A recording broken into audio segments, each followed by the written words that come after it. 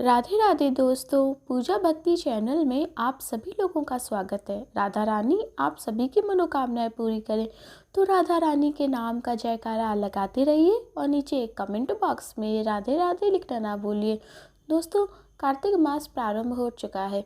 कार्तिक मास में किए गए दान, व्रत, उपवास का जो है अनंत गुना फल प्राप्त होता है। कहते हैं जो कार्तिक मास में स्नान करता है, श्री नारायण भगवान का भजन कीर्तन, उनके मंत्रों का जप करता है, उसे अक्षय गुना फल प्राप्त होता है। और ये फल उसको इस लोक में तो सुख प्रदान करता है, मृत्यु उपरांत जब वह स्वर्ग लोक की यात्रा पे जाता है, स्वर्ग लोक में निवास करता है, तो वहाँ पे भी उसे अनंत गुना सुख की प्राप्ति होती है।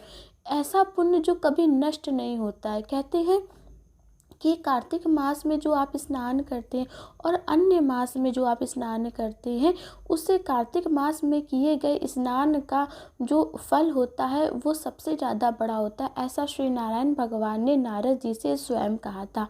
दोस्तों, कल हमने तृतीय अध्याय की कथा का श्रवण किया था। आज हम चतुर्थ अध्याय की कथा का श्रवण करेंगे। कथा प्रारंभ करने से पहले आप सभी से निवेदन है, मेरे चैनल पर नए हैं तो मेरे चैनल को सब्सक्राइब ज़रूर करें, बेल आइकन को प्रेस करें और वीडियो पसंद आता है तो शेयर ज़रूर करें। दोस्तों, कथा प्रारंभ करने से पहले अपने मन में श्री नारायण भगवान का ध्यान कर लेते हैं। ओम नमो भगवते वासुदेवाय। दोस्तों, चौथे अध्याय की कथा प्रारंभ करने से पहले हम तीसरे अध्याय की कथा में हमने क्या श्रवण किया था, संक्षेप में उसके बारे में कुछ जान लेते हैं। तीसरे अध्याय की कथा में श्री नारायण भगवान ने शंख नामक राक्षस का वध किया था, क्योंकि वह राक्षस इंद्रलोक पर अपना आधिपत्य स्थापित करने के बाद श्री नारायण भगवान के ऊपर आक्रमण कर देता है और उनसे चारों वेदों को प्राप्त करना चाहता है। तो प्रभु जो होते हैं शंख नामक राक्षस से कुछ समय के लिए बचने के लिए समुद्र में चले जाते हैं और सारे वेद भी उनके साथ समुद्र में ही चले जाते हैं। फिर भगवान जो होते हैं वेदों के बीज स्वरूप को ग्रहण कर लेते हैं और वहीं पर वेद को छुपा देते हैं। तत्पश्चात सभी देवी देवता और ब्रह्मा जी की स्तुति करने पर प्रभु जो होते हैं वो समुद्र से प्रकट होते हैं और ब्रह्मा जी को ये कहते हैं कि अब वो शंख नामक राक्षस का वध करके पुनः मछली रूप धारण करके समुद्र में ही चले जाएंगे और वेदों को वो ब्रह्मा जी को प्रदान कर देते। तो आइए दोस्तों, अब हम चतुर्थ अध्याय की कथा में प्रवेश करते हैं। चतुर्थ अध्याय की कथा इस प्रकार से है कि नारद जी बोले, ऐसा कहकर भगवान विष्णु मछली का रूप धारण करके विंध्याचल पर्वत पर तप कर रहे महर्षि कश्यप की अंजलि के जल में जा पहुँचे। महर्षि कश्यप ने दया करके उसे अपने कमंडल में रख लिया। जब उसने बड़ा रूप धारण किया तो उन्होंने उसे कुएं में डाल दिया। जब कुएं में भी ना समा सकी तो उन्होंने उसे तालाब में फेंक दिया। जब वह तालाब में भी ना आ सकी तो उन्होंने उसे समुद्र में डाल दिया। वह वहाँ पर भी बढ़ने लगी। फिर उस मत्स्य रूपी नारायण ने उस शंखासुर को मार डाला। तत्पश्चात शंख को हाथ में लेकर बद्री वन में आ गए। बद्री नारायण में आकर उन्होंने सब ऋषि और महर्षियों को बुलाकर आज्ञा दी कि पानी में इधर उधर फैले हुए वेदों को ढूंढो, उन्हें शीघ्र मिलाकर मेरे पास लाओ।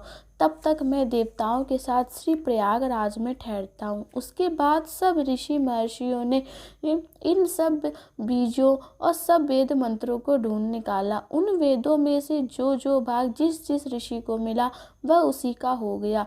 उस भाग में उस दिन से वही ऋषि कहलाए। सब वेदों को लेकर ऋषि महर्षि प्रयागराज में आए। उन्होंने वे सब भगवान विष्णु और ब्रह्मा जी को अर्पित कर दिए। ब्रह्मा जी ने वेदों को पाकर बहुत प्रसन्न हुए। उन्होंने देवताओं और ऋषियों के साथ अश्वमेध यज्ञ किया। यज्ञ के अंत में देवता, गंधर्व, यक्ष, नाग भगवान विष्णु को दंडवत प्रणाम करके देवताओं ने कहा, हे देव, हे जगन्नाथ, हे प्रभु, हमारी प्रार्थना सुनिए। हम लोगों के हर्ष का समय है। इसीलिए आप हमें वरदान दीजिए। नष्ट हुए वेद हमें पुनः प्राप्त हो गए, श्री ब्रह्मा जी को भी प्राप्त हो गए। हे लक्ष्मीपते, आपकी अनुकंपा से हम देवताओं को यज्ञ का भाग भी मिला है। वह स्थान आपके प्रसाद से आज पृथ्वी भर में सर्व प्रधान पुण्य को बढ़ाने वाला है, मुक्ति और भक्ति को प्रदान करने वाला है। हे ब्रह्म हत्या आदि पापों का नाश करने वाला है, परम पवित्र और अक्षय फल को देने वाला है। यह वरदान हमें दीजिए। भगवान विष्णु ने कहा, जो कुछ आप लोगों ने कहा वह मेरा भी ध्येय है। जैसा आप लोगों ने कहा, यह स्थान आज से ब्रह्म क्षेत्र के नाम से पुकारा जाएगा। इस स्थान पर गंगा जी और सूर्यपुत्री यमुना जी का संगम हुआ है। मैं श्री ब्रह्मा जी सहित यहाँ पर निवास करूँगा। यहाँ पर किया हुआ जप तप दान महान फलदायक होगा। पहले जन्म में किए हुए पाप, ब्रह्म हत्या आदि भी इस तीर्थ राज में स्नान करने से नष्ट हो जाएंगे। जो लोग अपने पिता आदि को वहाँ लाकर तर्पण व श्राद्ध करते हैं, उनके पिता मेरे स्वरूप को प्राप्त करेंगे और तीनों प्रकार की मुक्ति को प्राप्त करेंगे। कह रहे हैं भगवान नारायण कि मकर संक्रांति पर माघ मास में प्रातः काल यहाँ आकर स्नान करने वालों के दर्शन मात्र से ही सब पाप मिट जाते हैं। ठीक उसी प्रकार जिस तरह सूर्य के तेज से अंधकार का नाश हो जाता है, हे मुनीश्वर, मेरे वचन ध्यान से सुनिए। मैं सर्वत्र व्यापक रहता हूँ और बद्री नारायण में निवास करता हूँ। सैकड़ों वर्ष तक किसी दूसरे स्थान पर तप करने का जो फल मिलता है, वही फल यहाँ पर एक दिन में मिल जाता है। जो मनुष्य मेरे उस स्थान में बद्रिकाश्रय का दर्शन करेंगे, वह जीवन मुक्त हो जाएंगे और उनके समस्त पाप नष्ट हो जाएंगे। सूत जी बोले। ऐसा कहकर भगवान विष्णु अंतर्ध्यान हो गए। देवतागण भी अपने अंशों सहित अपने अंशों को वहां छोड़कर चले गए। जो मनुष्य कथा को श्रद्धा पूर्वक सुनते हैं, श्री प्रयागराज और बद्रिका आश्रम जाने व स्नान करने के समान फल को प्राप्त करते हैं। दोस्तों, आज की कथा यहीं पर समाप्त होती है। श्री नारायण भगवान के चरणों में ध्यान लगाते हुए हम प्रभु से यही प्रार्थना करते हैं कि हे प्रभु, इस कथा से प्राप्त हुए पुण्य हमारे जीवन में सुख और सौभाग्य को लेकर के आए, हमारी सभी मनोकामनाएं पूरी करे और प्रभु हमारा मन सदा आपके चरणों में लगा रहे। ऐसा कह के हम श्री नारायण भगवान के चरणों में बारंबार प्रणाम करते हैं। दोस्तों, कल हम 5वें अध्याय की कथा का श्रवण करेंगे। तब तक राधा रानी के नाम का जयकारा लगाते रहिए और नीचे कमेंट बॉक्स में राधे राधे लिखना ना भूलिए। राधे राधे दोस्तों।